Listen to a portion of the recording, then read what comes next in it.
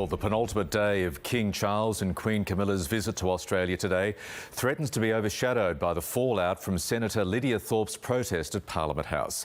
The confrontation that saw the Gunai, Gunditjmara and Djabwurrung woman and independent senator escorted out of Parliament yesterday afternoon has made headlines overseas, including in the UK overnight. The clash has raised important questions back home about the devastating consequences colonisation has had on First Nations people. The King and Queen have not commented on the incident and are back in Sydney. We have our reporter Miles Holbrook-Walk waiting at the Sydney Opera House. But first to our political reporter Oliver Gordon. Ollie, it was quite the moment in Parliament House yesterday. What's been the reaction so far? Morning, Bridget. Yeah, what a moment it was in the Great Hall here at Parliament House. King Charles had just finished his speech when independent Senator Lidia Thorpe began her protest. Let's head back to the Great Hall and have a look at how it all unfolded.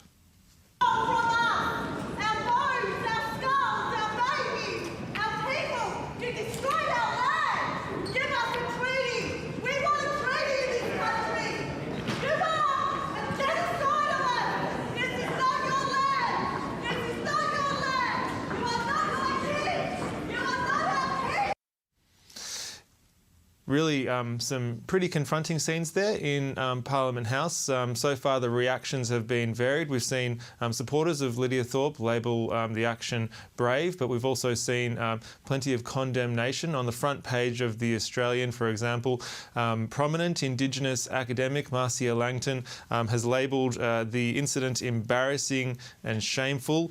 We've seen senators and MPs from the Albanese government and also the coalition broadly labelling the action as inappropriate, but we know for a long time Senator Thorpe has held this position. She wants to see a treaty, and certainly that message is now spreading across the globe. We have seen the BBC cover this, also headlines in the New York Times in the US. We have seen just very recently on the AM program on ABC Radio, opposition leader Peter Dutton responding to Lidia Thorpe's action yesterday. Here's what opposition leader Peter Dutton had to say. I think people need to express themselves respectfully, and sometimes people make it all about themselves, and I think that's what yesterday was. It didn't advance anyone's cause, and in fact there are many Indigenous leaders overnight who have condemned the actions, and I don't intend to add to the self-promotion that she seeks. And independent Senator Lidia Thorpe has spoken to the BBC. She's soon to speak to the ABC, but this is what she said so far to the BBC. Let's listen. The outburst was to remind him that he's not our king, he's not my king. I'm a Djabwurrung Gunai Gunditjmara woman, and he's not my king. He's not my king. A simple message there from independent Senator Lidia Thorpe. An unplanned moment, Bridget, in what has otherwise been a pretty stage-managed visit from the Royals, and it continues today in Sydney. Thanks a lot, Ollie. Yeah, let's go to you, Miles, now. What are the Royals scheduled to do today?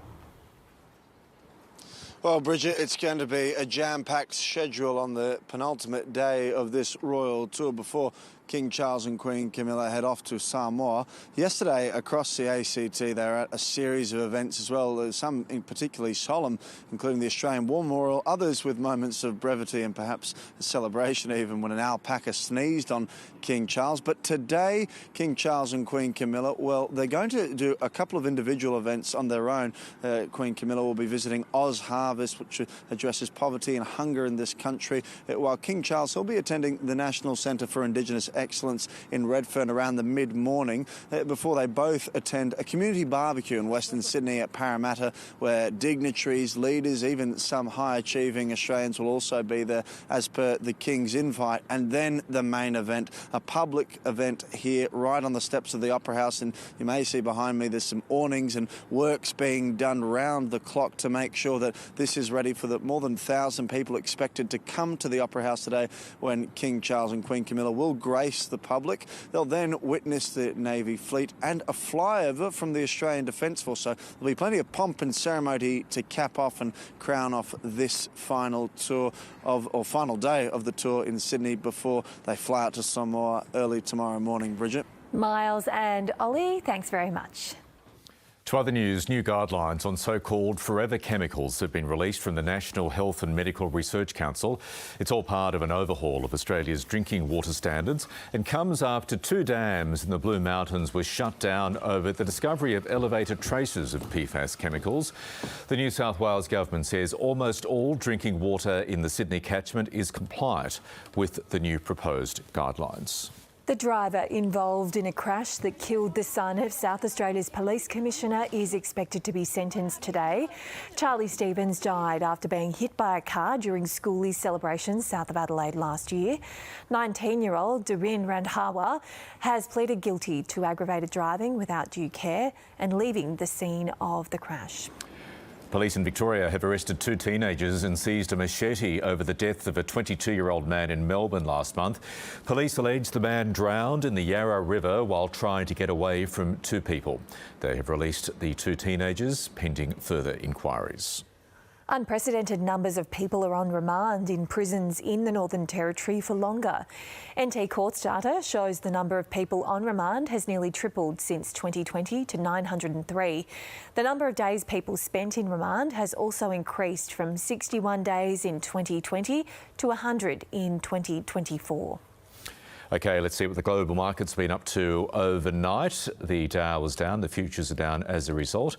The Aussie dollar at 66.5 US cents. Crude is up, gold is down.